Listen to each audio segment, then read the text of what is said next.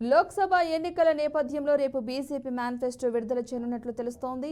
సంకల్ప పాత్ర పేరిట ఈ మేనిఫెస్టో రూపొందించనున్నారు.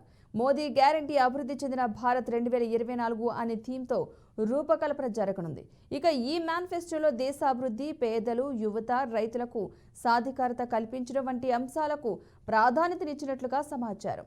దీనికోసం ప్రజల నుంచి సజెషన్స్ స్వీకరించగా 1.5 మిలియన్ల సూచనలు వచ్చినట్లు సంబంధిత వర్గాలు తెలిపాయి.